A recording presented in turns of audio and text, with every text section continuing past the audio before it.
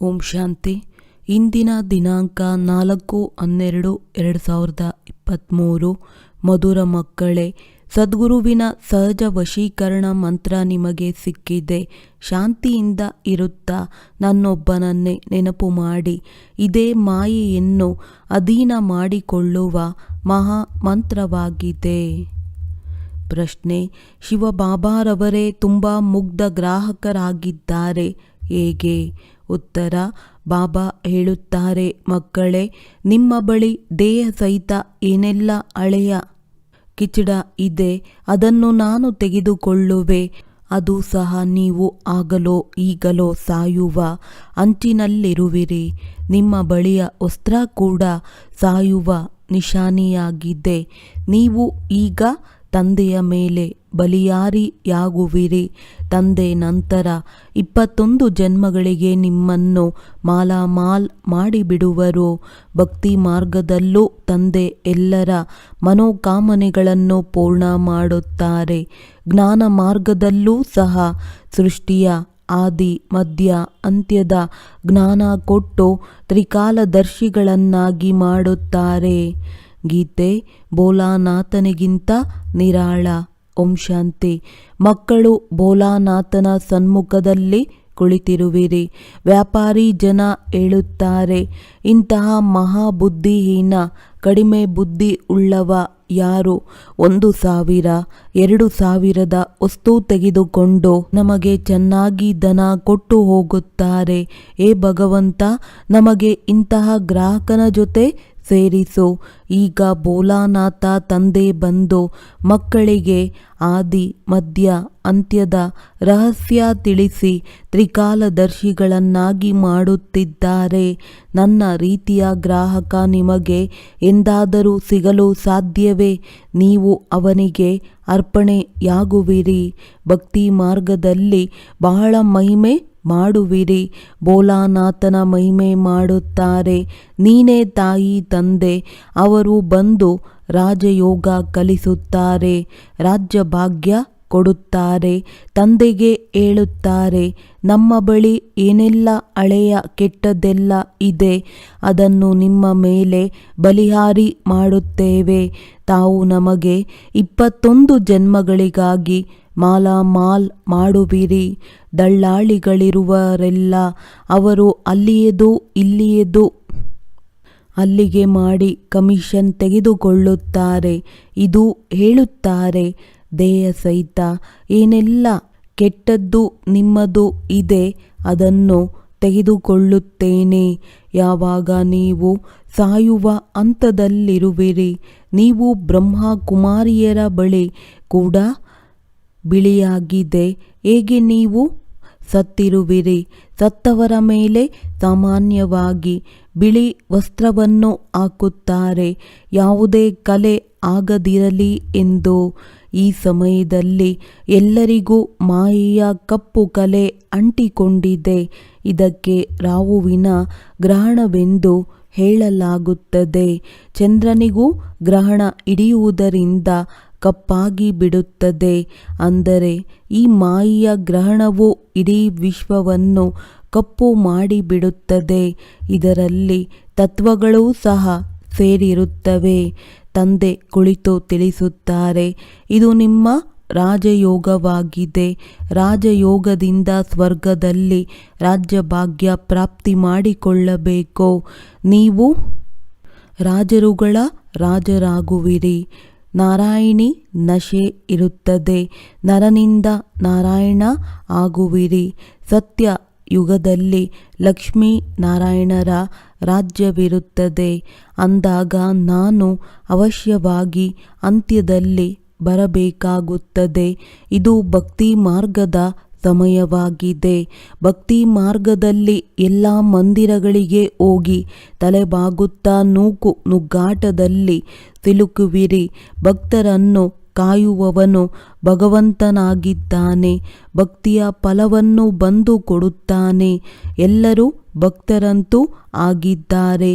ಆದರೆ ಎಲ್ಲರಿಗೂ ಒಂದೇ ತರಹ ಫಲ ಸಿಗುವುದಿಲ್ಲ. ಕೆಲವರಿಗೆ ಸಾಕ್ಷಾತ್ಕಾರವಾಗುತ್ತದೆ, ಕೆಲವರಿಗೆ ಪುತ್ರ ಪ್ರಾಪ್ತಿಯಾಗುತ್ತದೆ. ಅಲ್ಪಕಾಲಕ್ಕಾಗಿ ಭಿನ್ನ ಭಿನ್ನವಾದ ಮನೋಕಾಮನೆಗಳನ್ನು ಪೂರ್ಣ ಮಾಡುತ್ತೇನೆ. ಪ್ರಪಂಚದಲ್ಲಿ ಇದು ಯಾರಿಗೂ ಗೊತ್ತಿಲ್ಲ. ಭಗವಂತನು ಬಂದಿರುವನು, ಬಂದು ರಾಜಯೋಗವನ್ನು ಕಲಿಸುತ್ತಿರುವನು ಎಂದು ತಿಳಿಯುತ್ತಾರೆ. ಅವರು ದ್ವಾಪರದಲ್ಲಿ ಬಂದಿದ್ದರು, ಆಗ ರಾಜಯೋಗ ಕಲಿಸಿರಬಹುದು ಎಂದು. ನಂತರ ಅಲ್ಲಿ ನರನಿಂದ ನಾರಾಯಣ ಹೇಗೆ ಆಗುತ್ತಾರೆ? ಈ ಸಮಯದಲ್ಲೇ ತಂದೆ ನಮಗೆ ರಾಜಯೋಗವನ್ನು ಕಲಿಸಿ ರಾಜರುಗಳ ರಾಜರನ್ನಾಗಿ ಮಾಡುತ್ತಾರೆ. ಇಲ್ಲಂತೂ ನೀವು ಕೇವಲ ಸುಮ್ಮನೆ ಇರಬೇಕು. ಮನ್ಮನಾಭವ ಇದು ಸದ್ಗುರುವಿನ ವಶೀಕರಣ ಮಂತ್ರವಾಗಿದೆ. ಈ ಮಂತ್ರದಿಂದ ಬಹಳ ಸಂಪಾದನೆ ಇದೆ. ಇದು ಮಾಯೆಯನ್ನು ತನ್ನ ಅಧೀನದಲ್ಲಿಡುವಂತಹ ಮಂತ್ರವಾಗಿದೆ. ಮಾಯಾಜೀತ್ ಜಗಜ್ಜೀತ್. ಭಕ್ತಿ ಮಾರ್ಗದವರಿಗೆ ಮಂಜೀತೆ ಜಗಜ್ಜೀತ್. ಅದಕ್ಕಾಗಿ ಅವರು ಹಠಯೋಗ ಮುಂತಾದುವನ್ನು ಮಾಡುತ್ತಾರೆ. ಅದು ಸಹ ಜಗಜ್ಜೀತಾಗಲು ಮಾಡುವುದಿಲ್ಲ. ಅವರು ಮುಕ್ತಿಗಾಗಿ ಮಾಡುತ್ತಾರೆ. ತಂದೆ ಬಂದು ತಿಳಿಸುತ್ತಾರೆ, ಮಕ್ಕಳೇ, ದೇಹ ಸಹಿತವಾಗಿ ಸರ್ವಧರ್ಮಾನ್ ನಾನು ಇಂತಹ ಧರ್ಮದವನಾಗಿದ್ದೇನೆ, ಇಂಥವನಾಗಿದ್ದೇನೆ. ಈ ಎಲ್ಲ ಮಾತುಗಳನ್ನು ಬಿಟ್ಟು ನಿಮ್ಮನ್ನು ಆತ್ಮ ಎಂದು ತಿಳಿದು ನನ್ನೊಬ್ಬನನ್ನೇ ನೆನಪು ಮಾಡಿ ಅಷ್ಟೇ. ನಾನು ಏನು ಮತವನ್ನು ಕೊಡುತ್ತಿರುವೆನೋ ಅದರಂತೆ ನಡೆಯಿರಿ. ಬಾಕಿ ಇದುವರೆಗೆ ಏನು ಅನೇಕ ಮತಗಳ ಮೇಲೆ ನಡೆಯುತ್ತಾ ಬಂದಿರಿ, ಅದೆಲ್ಲ ಮತವನ್ನು ಬಿಡಬೇಕಾಗಿದೆ. ಆದ್ದರಿಂದ ನಿಮ್ಮ ಜ್ಞಾನ ಪೂರ್ತಿ ಹೊಸದಾಗಿದೆ. ತಿಳಿಯುತ್ತಾರೆ, ಇವರ ಮಾತುಗಳು ಹೊಸದಾಗಿವೆ ಎಂದು. ನೀವು ಮಕ್ಕಳು ಯಾರಿಗಾದರೂ ತಿಳಿಸುವ ಮೊದಲು ಅವರ ನಾಡಿಯನ್ನು ನೋಡಬೇಕಾಗಿದೆ. ಎಲ್ಲರ ಮುಂದೆ ಒಂದೇ ರೀತಿ ಮಾತನಾಡಬಾರದು. ಮನುಷ್ಯರದ್ದು ಅನೇಕ ಮತಗಳಿವೆ, ನಿಮ್ಮದ್ದು ಒಂದೇ ಮತ. ಆದರೆ ನಂಬರ್ ವಾರ್ ಆಗಿದೆ. ಯಾರು ಚೆನ್ನಾಗಿ ಯೋಗದಲ್ಲಿರುತ್ತಾರೆ, ಧಾರಣೆ ಮಾಡುತ್ತಾರೆ, ಅವರು ಅವಶ್ಯವಾಗಿ ಚೆನ್ನಾಗಿ ತಿಳಿಸುತ್ತಾರೆ. ಕಡಿಮೆ ಧಾರಣೆಯವರು ಕಡಿಮೆ ತಿಳಿಸುತ್ತಾರೆ. ಯಾರೇ ಆಗಿರಲಿ ಅವರಿಗೆ ಒಂದೇ ಒಂದು ಸಹಜ ಮಾತನ್ನು ತಿಳಿಸಿ. ಬಲೆ ಗೃಹಸ್ಥ ವ್ಯವಹಾರದಲ್ಲೇ ಇರಿ, ಆದರೆ ಕಮಲ ಪುಷ್ಪ ಸಮಾನ ಇರಿ. ನಿಮಗೆ ತಿಳಿದಿದೆ, ಕಮಲದ ಹೂವಿಗೆ ಮಕ್ಕಳು ಮರಿ ಬಹಳಷ್ಟು ಇರುತ್ತವೆ. ಆದರೂ ಅದರದ್ದೇ ಉದಾಹರಣೆಯನ್ನು ಕೊಡಲಾಗುತ್ತದೆ. ತಂದೆಗೂ ಮಕ್ಕಳು ಮರಿಯಂತೂ ಬಹಳ ಇದ್ದಾರೆ. ಕಮಲ ಪುಷ್ಪ ಮಾತ್ರ ನೀರಿನಿಂದ ಮೇಲಿರುತ್ತದೆ, ಬಾಕಿ ಮಕ್ಕಳು ಮರಿ ಕೆಳಗಿರುತ್ತಾರೆ. ಈ ಉದಾಹರಣೆ ಚೆನ್ನಾಗಿದೆ. ಬಾಬಾ ತಿಳಿಸುತ್ತಾರೆ, ಗೃಹಸ್ಥ ವ್ಯವಹಾರದಲ್ಲಿರಿ, ಆದರೆ ಪವಿತ್ರವಾಗಿರಿ. ಇದು ಪವಿತ್ರತೆಯ ಮಾತಾಯಿತು. ಅದು ಸಹ ಈ ಒಂದು ಅಂತಿಮ ಜೀವನಕ್ಕಾಗಿ ಪವಿತ್ರವಾಗಿದ್ದು ನನ್ನೊಬ್ಬನನ್ನೇ ನೆನಪು ಮಾಡಿ. ರಚನೆಯ ಪಾಲನೆಯನ್ನು ಸಹ ಅವಶ್ಯವಾಗಿ ಮಾಡಬೇಕು. ಇಲ್ಲದೆ ಹೋದರೆ ಹಠಯೋಗ ವಾಗಿಬಿಡುತ್ತದೆ. ಪ್ರಪಂಚದಲ್ಲಂತೂ ಅನೇಕರು ಪವಿತ್ರರಾಗಿರುತ್ತಾರೆ. ಉದಾಹರಣೆಗೆ ಬಾಲಬ್ರಹ್ಮಚಾರಿಗಳು, ಭೀಷ್ಮ ಪಿತಾಮಹನಂತವರು. ಒಳ್ಳೆಯ ಬಾಲಬ್ರಹ್ಮಚಾರಿಗಳು ಯಾರೆಂದರೆ ಯಾರು ಸ್ತ್ರೀ ಪುರುಷ ಇಬ್ಬರು ಒಟ್ಟಿಗೆ ಇರುತ್ತಾ ಪವಿತ್ರರಾಗಿರುವವರು. ಗಾಂಧರ್ವ ವಿವಾಹದ ಉಲ್ಲೇಖವಂತೂ ಶಾಸ್ತ್ರಗಳಲ್ಲಿಯೂ ಇದೆ, ಆದರೆ ಯಾರಿಗೂ ಇದು ತಿಳಿದಿಲ್ಲ. ಇಲ್ಲಂತೂ ತಂದೆಯೇ ತಿಳಿಸುತ್ತಾರೆ. ಬಾಬಾ ತಿಳಿಸುತ್ತಾರೆ, ಮಕ್ಕಳೇ, ಈಗ ಕಾಮಚಿತೆಯ ಬದಲು ಇಬ್ಬರು ಜ್ಞಾನಚಿತೆಯ ಕಂಕಣ ಕಟ್ಟಿಕೊಳ್ಳಿ. ಎಂತಹ ಒಳ್ಳೆಯ ಕೆಲಸ ನೀವು ಬ್ರಾಹ್ಮಣರು ಮಾಡುತ್ತಿರುವಿರಿ. ಪವಿತ್ರವಾಗಿರುವ ಪ್ರತಿಜ್ಞೆ ಮಾಡಿ. ಪರಸ್ಪರ ಎಚ್ಚರಿಕೆ ನೀಡುತ್ತಾ ನೀವಿಬ್ಬರು ಸ್ವರ್ಗದಲ್ಲಿ ಹೋಗಿಬಿಡುವಿರಿ. ಇಲ್ಲಿ ನೀವಿಬ್ಬರು ಒಟ್ಟಿಗೆ ಪವಿತ್ರರಾಗಿದ್ದು ತೋರಿಸುವಿರಿ. ಆದ್ದರಿಂದ ನೀವು ದೊಡ್ಡ ಶ್ರೇಷ್ಠ ಪದವಿಯನ್ನು ಪಡೆಯಬಹುದು. ಉದಾಹರಣೆಯನ್ನು ಕೊಡಲಾಗುತ್ತದೆ ತಾನೇ. ಜ್ಞಾನಚಿತೆಯ ಮೇಲೆ ಕುಳಿತು ಸ್ವರ್ಗದಲ್ಲಿ ಹೋಗಿ ಶ್ರೇಷ್ಠ ಪದವಿ ಪಡೆಯುವಿರಿ. ಇದರಲ್ಲಿ ಹೆಚ್ಚು ಸಾಹಸ ಇದೆ. ಒಂದು ವೇಳೆ ಪಕ್ಕಾ ಆಗಿ ನಡೆಯುತ್ತಿದ್ದರೆ ಪದವಿ ಬಹಳ ಶ್ರೇಷ್ಠವಿದೆ ಮತ್ತು ಸೇವೆಯನ್ನು ಅವಲಂಬಿಸಿದೆ. ಯಾರು ಬಹಳ ಸೇವೆ ಮಾಡುತ್ತಾರೆ, ಪ್ರಜೆಗಳನ್ನು ಮಾಡುತ್ತಾರೆ, ಅವರು ಒಳ್ಳೆಯ ಪದವಿಯನ್ನು ಪಡೆಯುತ್ತಾರೆ. ಬಾಬಾ ಮೊಮ್ಮ ರವರಿಗಿಂತಲೂ ಮುಂದೆ ಹೋಗಬೇಕಾಗಿದೆ. ಆದರೆ ಹೇಗೆ ಬಾಬಾ ಹೇಳುತ್ತಾರೆ, ಒಂದು ವೇಳೆ ಆ ಇಬ್ಬರು ಕ್ರಿಶ್ಚಿಯನ್ನರು ಒಂದಾಗಿ ಬಿಟ್ಟರೆ ವಿಶ್ವದ ಮಾಲೀಕರಾಗಿ ಬಿಡುತ್ತಾರೆ. ಇಂತಹ ಜೋಡಿ ಯಾರಾದರೂ ಹೊರಬರಲಿ. ಯಾರು ತಾಯಿ ತಂದೆಗಿಂತಲೂ ಮುಂದೆ ಹೋಗಬೇಕು, ಆದರೆ ಯಾರೂ ಇಲ್ಲ. ಜಗದಂಬ, ಜಗದ್ಪಿತ ಇವರೇ ಹೆಸರುವಾಸಿಯಾಗಿದ್ದಾರೆ. ಇವರ ರೀತಿ ಸೇವೆ ಮಾಡಲು ಸಾಧ್ಯವಿಲ್ಲ. ಇವರು ನಿಮಿತ್ತರಾಗಿದ್ದಾರೆ. ಆದ್ದರಿಂದ ಎಂದೂ ಆರ್ಟ್ ಫೇಲ್ ಆಗಬೇಡಿ. ಒಳ್ಳೆಯದು. ಮೊಮ್ಮ ಬಾಬಾರವರ ತರಹ ಇಲ್ಲದಿದ್ದರೂ ಸೆಕೆಂಡ್ ನಂಬರ್ನಲ್ಲಾದರೂ ಬರಬಹುದು. ಸೇವೆಯ ಮೇಲೆ ಅವಲಂಬಿತವಾಗಿದೆ. ಪ್ರಜೆ ಮತ್ತು ವಾರೀಸ್ ಮಾಡಬೇಕು. ಹೀಗೆ ನಿಮ್ಮ ಮಾತು ಹೊಸದಾಗಿದೆ. ಹೊಸ ಪ್ರಪಂಚ ರಚಿಸುವ ಸಲುವಾಗಿ ಅವಶ್ಯವಾಗಿ ತಂದೆ ಬರಬೇಕಾಗುತ್ತದೆ. ಅವರೇ ರಚಯಿತ ಆಗಿದ್ದಾರೆ. ಅವರು ಹೇಳಿಬಿಡುತ್ತಾರೆ, ಪರಮಾತ್ಮ ನಾಮರೂಪದಿಂದ ಭಿನ್ನ ಎಂದು. ಆದರೆ ಹೀಗೆ ಇಲ್ಲ. ಅವರದ್ದು ಏನೂ ದೋಷವಿಲ್ಲ. ಅದೃಷ್ಟದಲ್ಲಿದ್ದರೆ ತಿಳಿಯುತ್ತಾರೆ. ಬಹಳಷ್ಟು ಜನ ಬರುತ್ತಾರೆ, ಈ ಮಾತು ಸರಿಯಾಗಿದೆ ಎಂದು ತಿಳಿಯುತ್ತಾರೆ ಕೂಡ. ಯಾರಾದರೂ ಆತ್ಮ ನಾಮರೂಪದಿಂದ ನ್ಯಾರ ಎಂದು ಹೇಳಿದರೆ ಆತ್ಮ ಎಂಬ ಹೆಸರು ಯಾವುದರ ಮೇಲಿದೆ? ಆತ್ಮ ಎಂಬ ಹೆಸರಂತೂ ಇದೆಯಲ್ಲವೇ? ನೀವು ಎಲ್ಲರಿಗೂ ಹೇಳಿ, ಇದು ರಾಜಯೋಗವಾಗಿದೆ. ಪರಂಪಿತ ಪರಮಾತ್ಮ ಸಂಗಮ ಯುಗದಲ್ಲಿ ಬರುತ್ತಾರೆ. ರಾಜಯೋಗವನ್ನು ಅವಶ್ಯವಾಗಿ ಸಂಗಮ ಯುಗದಲ್ಲಿ ಕಲಿಸುತ್ತಾರೆ. ಆಗಲೇ ಪತಿತರಿಂದ ಪಾವನ ಮಾಡುತ್ತಾರೆ. ಆದ್ದರಿಂದ ಇಲ್ಲಿನ ಮಾತುಗಳು ಭಿನ್ನವಾಗಿದೆ. ತಂದೆ ತಿಳಿಸುತ್ತಾರೆ, ಕೇವಲ ನಿಮ್ಮನ್ನು ಆತ್ಮ ಎಂದು ತಿಳಿಯಿರಿ.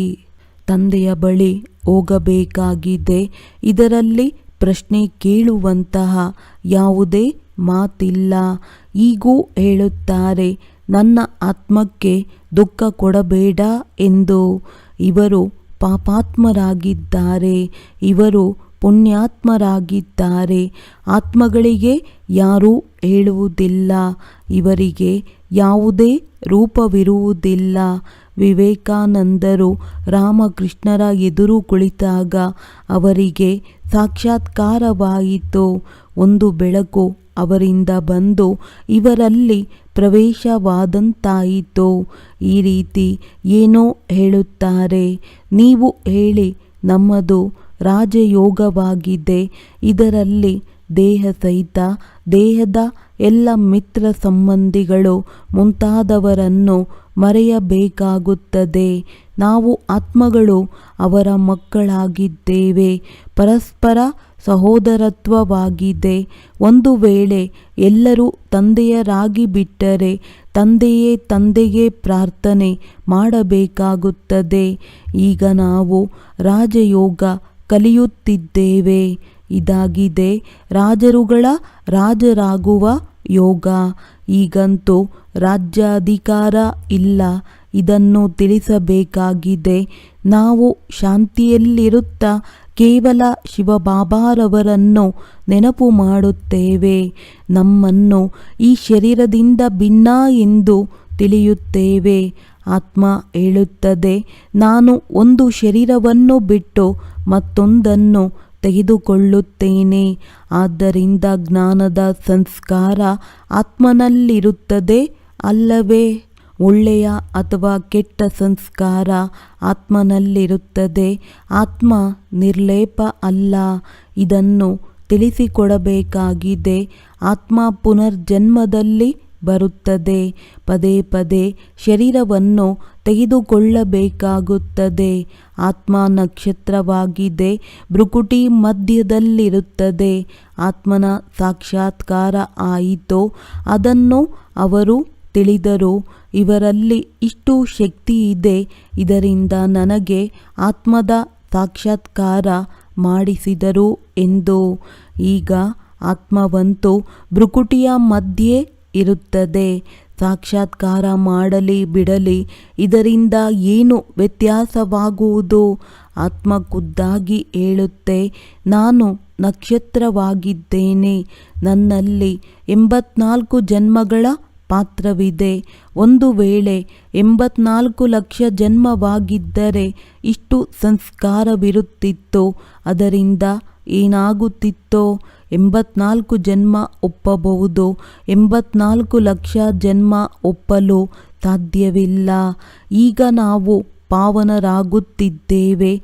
ಬಾಬಾ ನಮ್ಮನ್ನು ನರನಿಂದ ನಾರಾಯಣನನ್ನಾಗಿ ಮಾಡಲು ಪವಿತ್ರರನ್ನಾಗಿ ಮಾಡಿದ್ದಾರೆ. ಇದರ ಬಗ್ಗೆ ಹೆಚ್ಚು ನಶೆ ಇರಬೇಕಾಗಿದೆ. ನೀವು ಯಾರೊಂದಿಗೂ ವಾಗ್ವಾದ ಮಾಡುವ ಅವಶ್ಯಕತೆ ಇಲ್ಲ. ದೇಹ ಸಹಿತ ದೇಹದ ಎಲ್ಲ ಧರ್ಮ ತ್ಯಾಗ ಮಾಡಿ ತಮ್ಮನ್ನು ಆತ್ಮ ಅಶರೀರಿ ಎಂದು ತಿಳಿಯಿರಿ. ಬಲೆ ನಾವು ಶಾಸ್ತ್ರ ಮುಂತಾದುವನ್ನು ಓದಿರಬಹುದು, ಆದರೆ ವಾದ ವಿವಾದ ಏಕೆ ಮಾಡಬೇಕು? ಯಾವಾಗ ತಂದೆ ಹೇಳಿದ್ದಾರೆ ನನ್ನೊಬ್ಬನನ್ನೇ ನೆನಪು ಮಾಡಿ ಎಂದು, ಮತ್ತು ಎರಡನೇ ಆಜ್ಞೆಯಾಗಿದೆ ಗೃಹಸ್ಥ ವ್ಯವಹಾರದಲ್ಲಿರುತ್ತಾ ಕಮಲ ಪುಷ್ಪ ಸಮಾನ ಪವಿತ್ರರಾಗಿರಿ ಎಂದು. ಯೋಗ ಅಗ್ನಿಯಿಂದಲೇ ಪಾಪನಾಶವಾಗುತ್ತದೆ. ಭಗವಾನು ವಾಚ ಆಗಿದೆ. ಭಗವಂತನು ಪರಮ ಆತ್ಮನಾಗಿದ್ದಾನೆ. ಅವನಿಗೂ ನಕ್ಷತ್ರವೆಂದು ಹೇಳಲಾಗುತ್ತದೆ. ಬಹಳ ಪಾಯಿಂಟ್ಸ್ಗಳಿವೆ, ಒಂದೇ ಸಮಯಕ್ಕೆ ಒಟ್ಟಿಗೆ ಹೇಳುವಂತಿಲ್ಲ. ಅಸಾಮಿಯನ್ನು ನೋಡಿ ಯುಕ್ತಿಯಿಂದ ಹೇಳಬೇಕಾಗಿದೆ. ಹೇಳಿ, ನಾವು ಸಹ ಶಾಸ್ತ್ರವನ್ನು ಓದುತ್ತೇವೆ, ಆದರೆ ತಂದೆಯ ಆಜ್ಞೆಯಾಗಿದೆ ಎಲ್ಲವನ್ನೂ ಮರೆತು ನನ್ನೊಬ್ಬನನ್ನೇ ನೆನಪು ಮಾಡಿ ಎಂದು. ಅವರು ನಿರಾಕಾರ ಆಗಿದ್ದಾರೆ. ಆತ್ಮನನ್ನಂತೂ ಎಲ್ಲರೂ ಒಪ್ಪುತ್ತಾರೆ. ವಿವೇಕಾನಂದರ ಅನುಯಾಯಿಗಳು ಒಪ್ಪುತ್ತಾರೆ. ಆತ್ಮವಂತೂ ಎಲ್ಲರಲ್ಲಿಯೂ ಇದೆ. ಅವಶ್ಯವಾಗಿ ಅದರ ತಂದೆ ಇರಬೇಕು ತಾನೇ. ಅವರನ್ನು ಪರಂಪಿತ ಪರಮಾತ್ಮ ಎಂದು ಕರೆಯಲಾಗುತ್ತದೆ. ಇದೆಲ್ಲ ಪಾಯಿಂಟ್ಸ್ ಇದೆಯಲ್ಲವೇ? ಹೀಗೆ ಸ್ಮರಣೆ ಮಾಡುತ್ತಿದ್ದರೆ ಸದಾ ಪಾಯಿಂಟ್ಸ್ ಸಿಗುತ್ತಿರುತ್ತವೆ. ಸ್ಟೀಮರ್ ತುಂಬುತ್ತಿರುತ್ತದೆ. ಇದು ಒಂದು ತರಹ ಅವಿನಾಶಿ ಜ್ಞಾನರತ್ನಗಳ ಸಾಮಗ್ರಿ ತುಂಬುತ್ತಿರುತ್ತದೆ. ಪಾಯಿಂಟ್ಸ್ ಬರೆದುಕೊಂಡು ಅದನ್ನು ರಿವೈಸ್ ಮಾಡಿ, ಇವು ರತ್ನಗಳಾಗಿವೆ. ಇವನ್ನು ಧಾರಣೆ ಮಾಡುವ ಮತ್ತು ಬರೆಯುವ ಹವ್ಯಾಸ ಇರಬೇಕು. ಒಳ್ಳೆ ರೀತಿಯಲ್ಲಿ ಎಲ್ಲರಿಗೂ ತಿಳಿಸಿ. ಆತ್ಮವಂತೂ ಎಲ್ಲರಲ್ಲಿಯೂ ಇದೆ, ಅದರ ನಾಮ ರೂಪ ಇಲ್ಲ. ಈಗಂತೂ ಹೇಳಲು ಸಾಧ್ಯವಿಲ್ಲ. ಆತ್ಮಕ್ಕೆ ರೂಪವಿದ್ದರೆ ಪರಮಾತ್ಮನಿಗೆ ಏಕೆ ಇಲ್ಲ? ಅವರಿಗೆ ಪರಂಪಿತ ಪರಮಾತ್ಮ ಎಂದು ಹೇಳಲಾಗುತ್ತದೆ. ಪರಮಧಾಮದಲ್ಲಿ ವಾಸ ಮಾಡುವವರು. ಮಕ್ಕಳಿಗೆ ಎಷ್ಟು ತಿಳಿಸಿಕೊಡಲಾಗಿದೆ. ಆದ್ದರಿಂದ ಈಗ ಸೇವೆ ಮಾಡಿ ತೋರಿಸಿ. ಬಾಬಾ ಸೇವೆಯ ಮೇಲೆ ಉಡುಗೊರೆ ಕೊಡುತ್ತಾರೆ. ಎಷ್ಟು ಜ್ಞಾನರತ್ನಗಳ ಶೃಂಗಾರ ಮಾಡುತ್ತಾರೆ. ನಾವು ಇಲ್ಲಿ ಪದ್ಮಾಪತಿಗಳು ಆಗಲು ಇಚ್ಛಿಸುವುದಿಲ್ಲ. ನಮಗೆ ವಿಶ್ವದ ಬಾದ್ಶಾಹಿ ಬೇಕಾಗಿದೆ. ಒಳ್ಳೆಯದು. ಮಧುರಾತಿ ಮಧುರ ಅಗಲಿ ಮರಳಿ ಸಿಕ್ಕಿರುವಂತಹ ಮಕ್ಕಳಿಗೆ ಪ್ರೀತಿಯ ಮಾತ್ಪಿತಾ ಬಾಪ್ದಾದಾರವರ ನೆನಪು, ಪ್ರೀತಿ ಹಾಗೂ ಸುಪ್ರಭಾತ. ಆತ್ಮೀಯ ಮಕ್ಕಳಿಗೆ ಆತ್ಮೀಯ ತಂದೆಯ ನಮಸ್ತೆ. ಧಾರಣೆಗಾಗಿ ಮುಖ್ಯ ಸಾರ. ಜ್ಞಾನ ರತ್ನಗಳು ಏನೆಲ್ಲ ಸಿಗುತ್ತವೆ ಅದರ ಮೇಲೆ ವಿಚಾರ ಸಾಗರ ಮಂಥನ ಮಾಡಿ ಸ್ವಯಂನಲ್ಲಿ ಧಾರಣೆ ಮಾಡಬೇಕು. ಜ್ಞಾನ ರತ್ನಗಳಿಂದ ಸದಾ ಸಂಪನ್ನರಾಗಿರಿ. ತಮ್ಮದೇ ನಾರಾಯಣಿ ನಶೆಯಲ್ಲಿರಿ. ಯಾರೊಂದಿಗೂ ವ್ಯರ್ಥ ಮಾತುಗಳನ್ನಾಡಬೇಡಿ. ಅಶರೀರಿಗಳಾಗುವ ಅಭ್ಯಾಸ ಮಾಡಿ. ವರದಾನ: ಆಶೀರ್ವಾದ ಮತ್ತು ಔಷಧಿಯ ಮೂಲಕ ಶರೀರ ಮತ್ತು ಮನಸ್ಸಿನ ಕಾಯಿಲೆಯಿಂದ ಮುಕ್ತರಾಗಿರುವಂತಹ ಸದಾ ಸಂತುಷ್ಟ ಆತ್ಮಭವ. ಕೆಲವೊಮ್ಮೆ ಶರೀರದ ಕಾಯಿಲೆಯೂ ಸಹ ಶರೀರದ ಕಾಯಿಲೆಯಿಂದ ಮನಸ್ಸು ತೊಂದರೆಗೊಳಗಾಗಬಾರದು. ಸದಾ ಖುಷಿಯಲ್ಲಿ ನಾಟ್ಯವಾಡುತ್ತೀರಿ. ಆಗ ಶರೀರವೂ ಸಹ ಸರಿಯಾಗಿ ಬಿಡುವುದು. ಮನಸ್ಸಿನ ಖುಷಿಯಿಂದ ಶರೀರವನ್ನು ನಡೆಸಿ ಆಗ ಎರಡಕ್ಕೂ ವ್ಯಾಯಾಮವಾಗಿ ಬಿಡುವುದು. ಖುಷಿಯಾಗಿದೆ ಆಶೀರ್ವಾದ ಮತ್ತು ವ್ಯಾಯಾಮವಾಗಿದೆ ಔಷಧಿ. ಆದ್ದರಿಂದ ಆಶೀರ್ವಾದ ಮತ್ತು ಔಷಧಿ ಎರಡರಿಂದಲೂ ಶರೀರ ಮನಸ್ಸಿನ ಕಾಯಿಲೆಯಿಂದ ಮುಕ್ತರಾಗಿ ಬಿಡುವಿರಿ.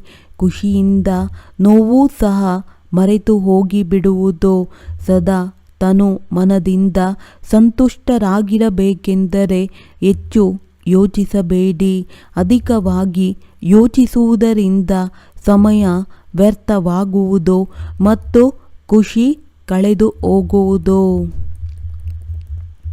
ಸ್ಲೋಗನ್: ವಿಸ್ತಾರದಲ್ಲಿಯೂ ಸಾರವನ್ನು ನೋಡುವ ಅಭ್ಯಾಸ ಮಾಡಿ. ಆಗ ಸ್ಥಿತಿ ಸದಾ ಏಕರಸವಾಗಿರುವುದು. ಮಾತೇಶ್ವರಿ ಜಿಯವರ ಮಧುರ ಮಹಾವಾಕ್ಯ. ಪರಮಾತ್ಮನ ಸದ್ಗತಿ ಮಾಡುವ ಗತಿ ಮತ್ತು ಮತಿ ಪರಮಾತ್ಮನಿಗೆ ಗೊತ್ತು. ನಿನ್ನ ಗತಿ ಮತಿ ನಿನಗೆ ಗೊತ್ತು. ಈ ಮಹಿಮೆ ಯಾರ ನೆನಪಾರ್ಥದಲ್ಲಿ ಆಡುತ್ತಾರೆ? ಏಕೆಂದರೆ ಪರಮಾತ್ಮನ ಸದ್ಗತಿ ಮಾಡುವ ಏನು ಮತವಿದೆ ಅದನ್ನು ಪರಮಾತ್ಮ ಒಬ್ಬನೇ ತಿಳಿದಿದ್ದಾನೆ. ಮನುಷ್ಯರು ತಿಳಿಯಲು ಸಾಧ್ಯವಿಲ್ಲ. ಮನುಷ್ಯರಲ್ಲಿ ಕೇವಲ ಈ ಇಚ್ಛೆ ಇರುತ್ತದೆ, ನನಗೆ ಸದಾ ಕಾಲಕ್ಕೆ ಸುಖ ಬೇಕು. ಆದರೆ ಆ ಸುಖ ಹೇಗೆ ಸಿಗುವುದು? ಎಲ್ಲಿಯವರೆಗೆ ಮನುಷ್ಯ ತನ್ನ 5 ವಿಕಾರಗಳನ್ನು ಭಸ್ಮ ಮಾಡಿ ಕರ್ಮವನ್ನು ಅಕರ್ಮ ಮಾಡುವುದಿಲ್ಲ ಅಲ್ಲಿಯವರೆಗೆ ಅವನಿಗೆ ಸುಖ ಸಿಗುವುದಿಲ್ಲ. ಏಕೆಂದರೆ ಕರ್ಮ ಅಕರ್ಮ ವಿಕರ್ಮದ ಗತಿ ಬಹಳ ಆಳವಾಗಿದೆ. ಅದನ್ನು ಪರಮಾತ್ಮನ ವಿನಃ ಬೇರೆ ಯಾರೇ ಮನುಷ್ಯ ಆತ್ಮ ಅದರ ಗತಿಯನ್ನು ತಿಳಿಯಲು ಸಾಧ್ಯವಿಲ್ಲ. ಈಗ ಎಲ್ಲಿಯವರೆಗೆ ಪರಮಾತ್ಮನು ಆ ಗತಿಯನ್ನು ತಿಳಿಸುವುದಿಲ್ಲ ಅಲ್ಲಿಯವರೆಗೆ ಮನುಷ್ಯರಿಗೆ ಜೀವನ್ಮುಕ್ತಿ ಪ್ರಾಪ್ತಿಯಾಗಲು ಸಾಧ್ಯವಿಲ್ಲ. ಆದ್ದರಿಂದ ಮನುಷ್ಯರು ಹೇಳುತ್ತಾರೆ, ನಿನ್ನ ಗತಿ ಮತಿಯನ್ನು ನೀನೇ ತಿಳಿದಿರುವೆ. ಇವರನ್ನು ಸದ್ಗತಿ ಮಾಡುವ ಮತ ಏನಿದೆ ಅದು ಪರಮಾತ್ಮನ ಬಳಿ ಇದೆ. ಕರ್ಮವನ್ನು ಹೇಗೆ ಅಕರ್ಮ ಮಾಡುವುದು ಈ ಶಿಕ್ಷಣವನ್ನು ಕೊಡುವುದು ಪರಮಾತ್ಮನ ಕರ್ತವ್ಯವಾಗಿದೆ. ಬಾಕಿ ಮನುಷ್ಯರಿಗೆ ಈ ಜ್ಞಾನ ಇಲ್ಲ. ಯಾವ ಕಾರಣದಿಂದ ಅವರು ಉಲ್ಟಾ ಕಾರ್ಯ ಮಾಡುತ್ತಿರುತ್ತಾರೆ. ಈಗ ಮನುಷ್ಯರ ಮೊದಲ ಕರ್ತವ್ಯವಾಗಿದೆ ತಮ್ಮ ಕರ್ಮಗಳನ್ನು ಸುಧಾರಣೆ ಮಾಡಿಕೊಳ್ಳುವುದು. ಆಗ ಮಾತ್ರ ಮನುಷ್ಯ ಜೀವನದ ಪೂರ್ಣ ಲಾಭ ತೆಗೆದುಕೊಳ್ಳಲು ಸಾಧ್ಯ. ಒಳ್ಳೆಯದು.